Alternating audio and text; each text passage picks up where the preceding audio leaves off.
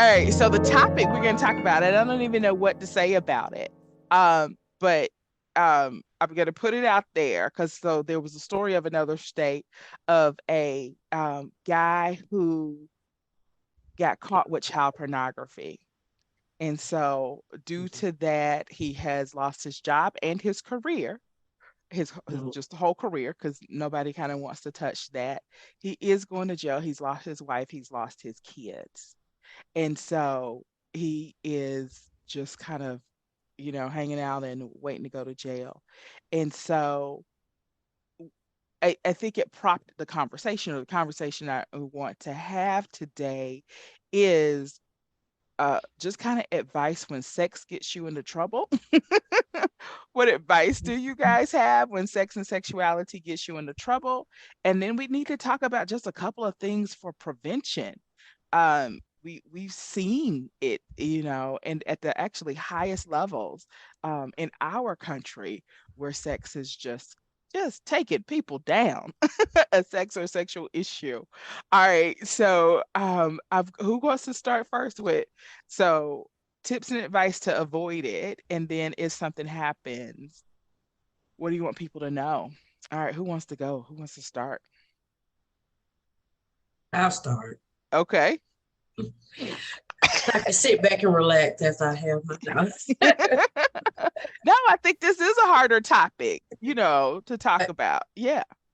Okay, so this is what I think. I think understanding your sex,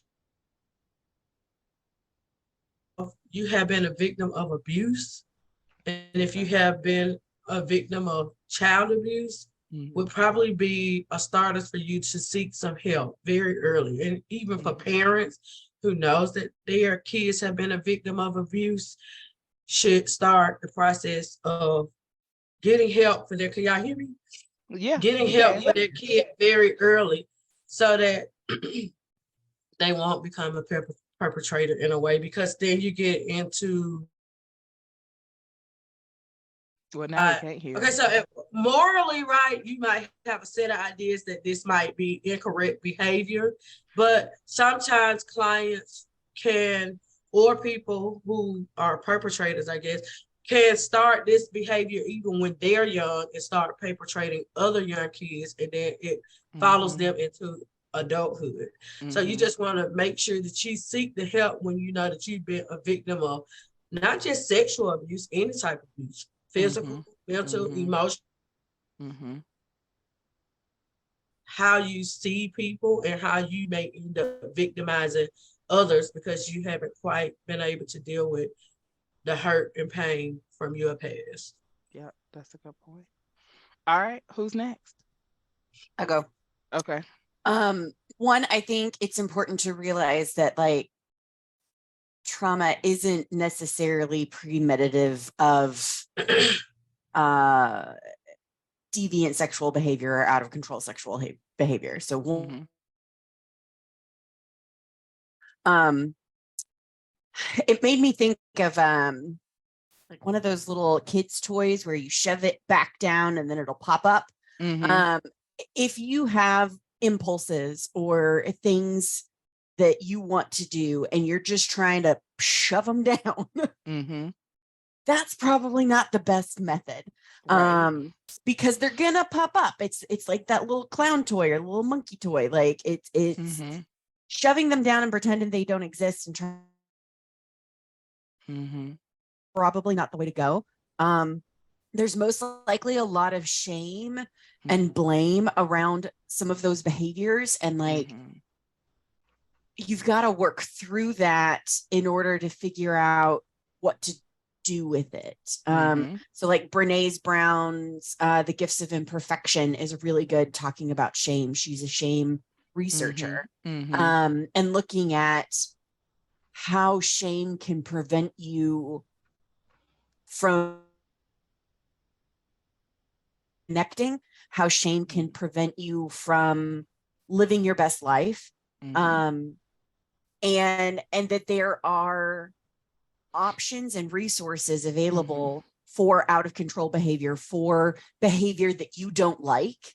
Yeah. Um, and And it can be hard in that there are some things that you may enjoy doing, but society says that you're not supposed to.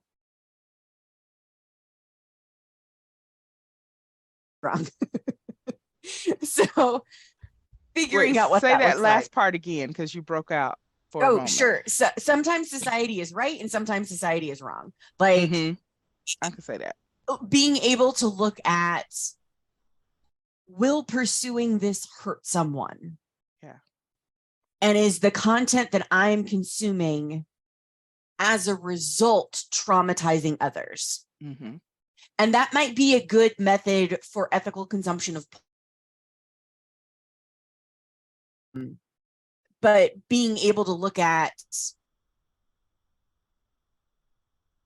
is satisfying my inclinations or desires causing harm?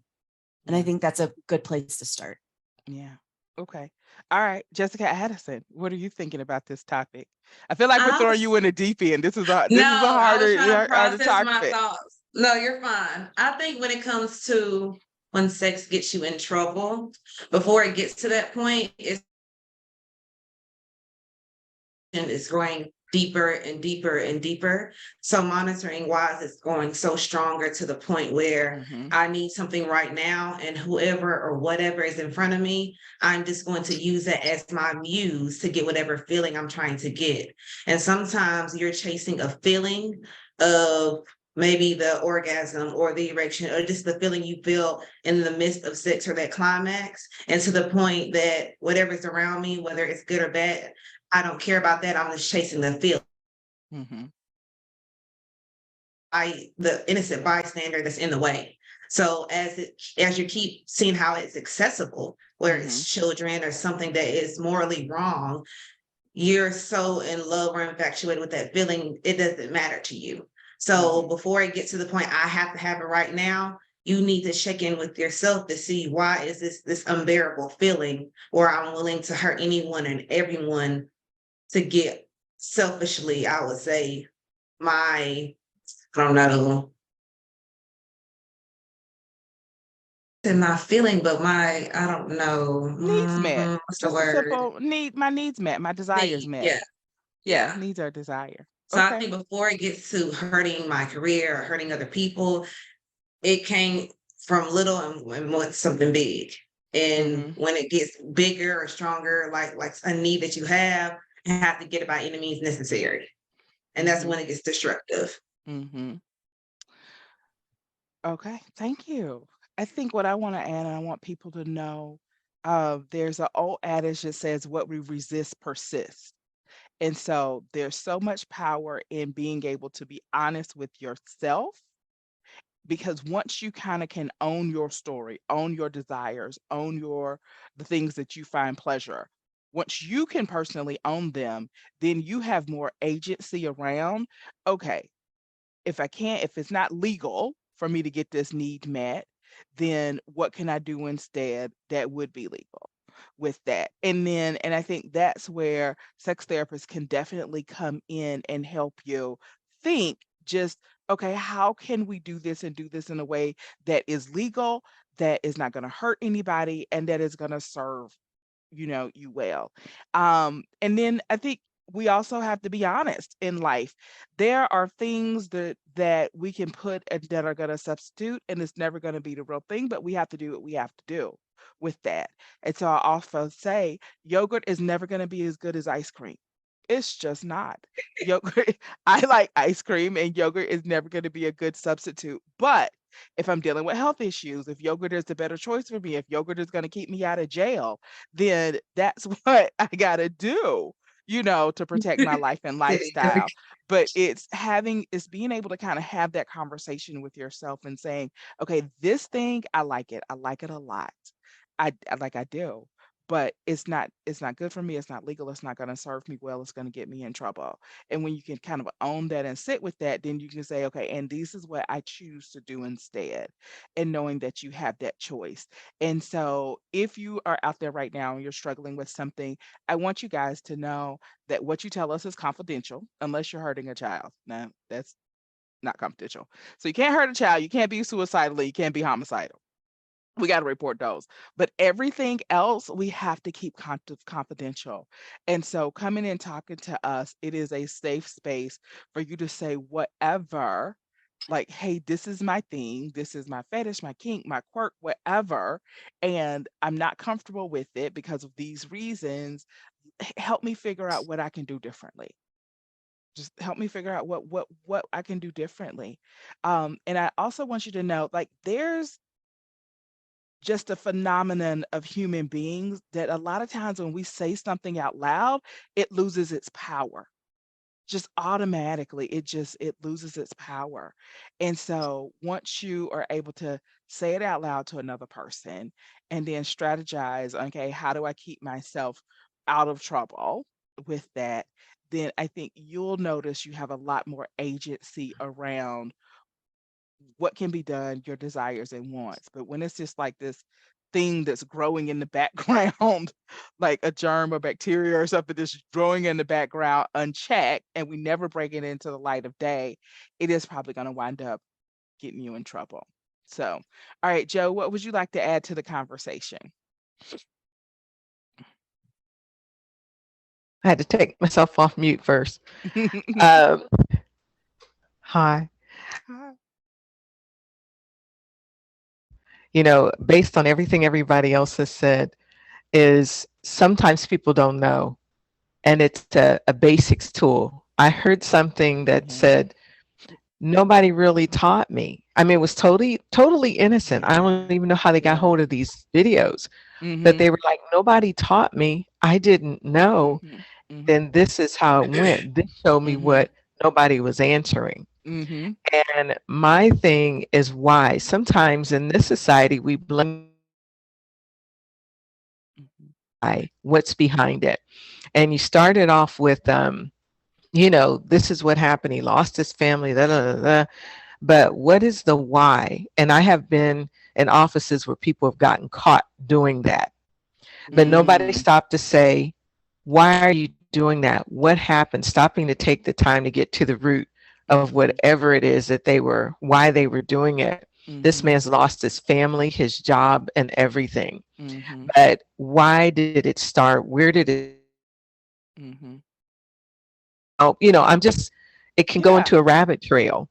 It can. And did it start because he was feeling a need? And what I've also heard when, just in different things is people, as opposed to cheating on their spouse, they'll go to this. They'll go to pornography and look because they don't want to step outside. So they're going to start looking at this.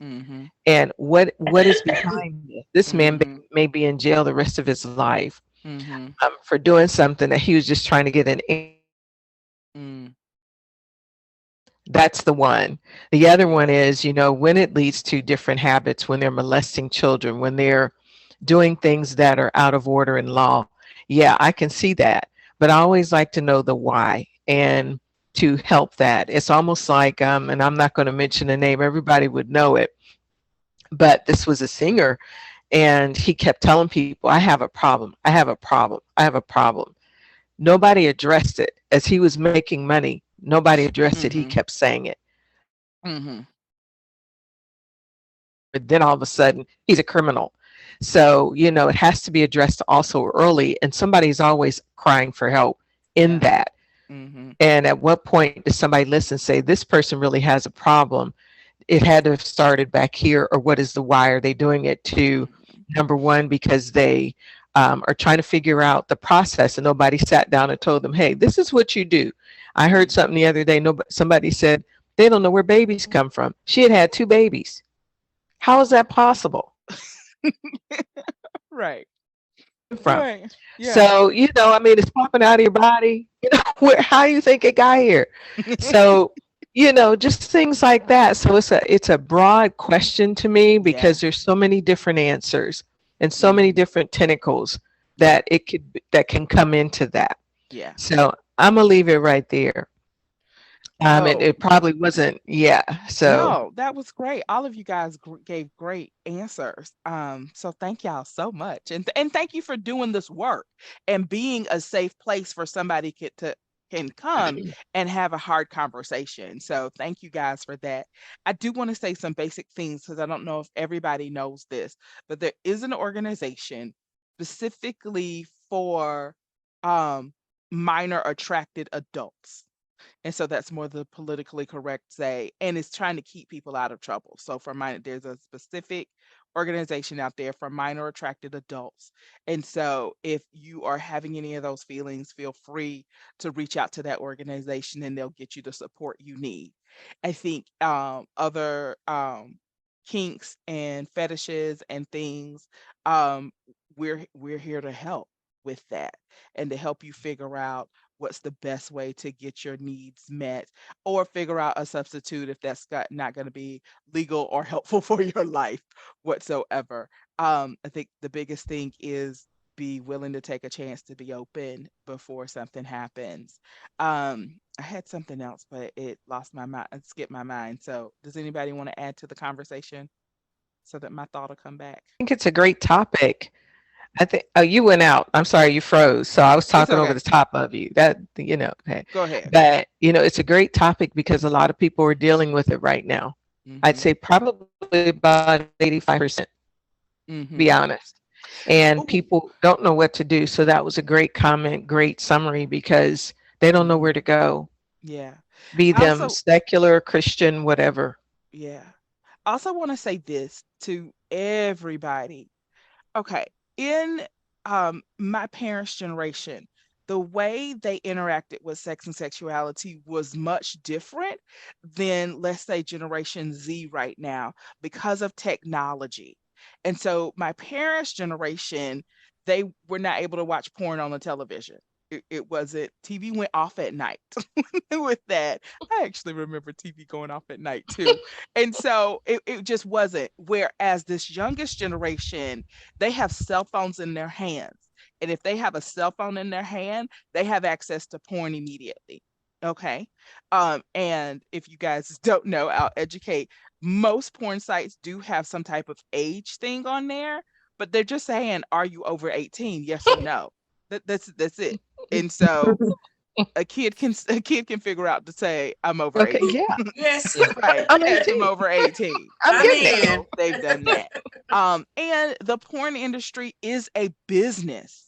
And so mhm. just like McDonald's is a business and they're going to put the McDonald's commercials in front of you and put those signs strategically on the road so that so that you remember that they have hot fresh fries that are free on Friday for you. The porn industry is going to do everything that they can to get their videos in front of you too, so that you'll click, so that you'll buy. And so what we're seeing as a profession is, let's say, either, let's see, a kink or extreme porn or a fetish that maybe a person wouldn't get into until they were 30s or in their 40s, they're now into that in their teens. Because not only is the porn industry like popping up new videos in front of them and doing that, but also teens want to learn. Like they want to learn. And if they can have a conversation with an adult, that's going to make it better. But how many teens feel comfortable talking to their parents about about sex or about, hey, I watched this porn video, I had a question. And so, as opposed to trying to have those conversations with, they're just going to watch more and more porn to try to get the answers and Google more and more stuff to try to get the answers. And so we're seeing, and I'm I'll actually add to hearing, that. go ahead.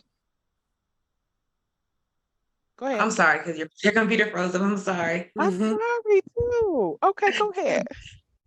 I was saying, when you spoke about a lot of younger people wanting to find the information on their own because a lot of people who are older, they talked about it differently. I think it's all about what you're willing to share and access as well. Because a lot of people who are older have the same fetishes or curiosities as Mm-hmm. on the Mm-hmm. image that they have put in front of them. So when you make somebody feel more comfortable that they're not alone, they'll feel more comfortable in coming to you because a lot of Mm-hmm. these things they're not new. It's been going on from the That's beginning of true. time. That's And true. That's I true. tell people all the time when people would judge people, I tell them a short skirt go up just like a long skirt does. So it really doesn't matter. You just have to own what you're into and own yourself, and Yeah. don't make somebody feel alone and project something that you're afraid to. Mm-hmm. Yeah, because Yeah. porn would get, having somebody catch that back in the day, that would be a spanking. That would be a Mhm. spanking. They call it a whipping, a whooping. Yeah. Right. So they may not say anything about it, but they're still gonna go back here in the scenes, and they're gonna be in the corner in the back Mm-hmm. looking at that video. Yeah.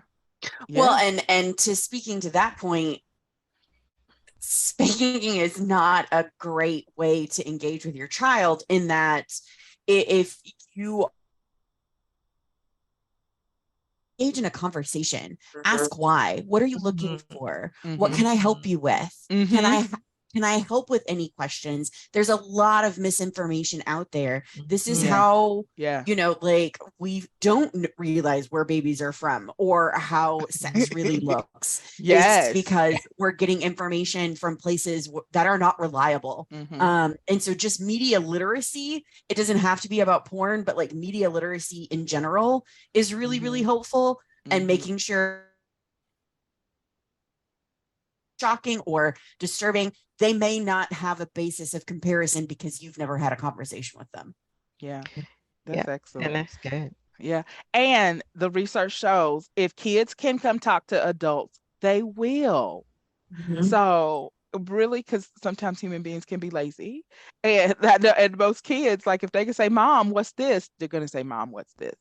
And so, oh, feels like we've been around the world and back again.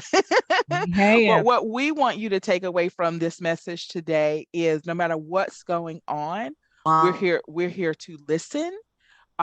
We are here to be that sounding board for you, and even on those hard, dark topics and subjects, we're still here.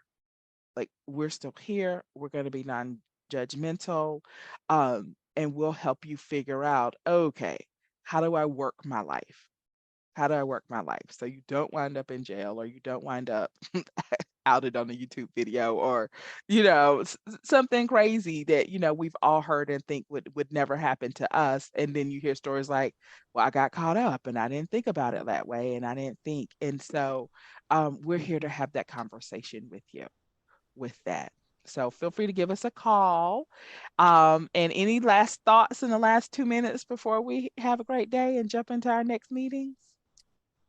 I do. It's this is very educational, and eventually this will catch on and just kind of go, because there are questions that are being asked and answered, Mm-hmm. and they need to know that this is normal asking this, even though you go about it a different way to get the answer. So Yes. this is a great platform for people to be taught, Yeah. and it's free right now. Um, Yeah. Goodness. okay. And Okay. All right, everybody. Y'all have a great day. Thank you so much for engaging with me on this very hard topic. All right. Bye. Bye. I hope you enjoyed our content today. We are here at Atlanta Sex Therapy to serve. If you did like our content, please like, subscribe, and share it with a friend. Also, click the little bell so you can get notifications when we put new videos out. People don't know what sex therapists do, and we're trying to get the information out there and spread the word. So I'm going to ask you to send this to 3 people, because you never know who may be in need of more good information about sex. Thank you, and just have a wonderful day in life.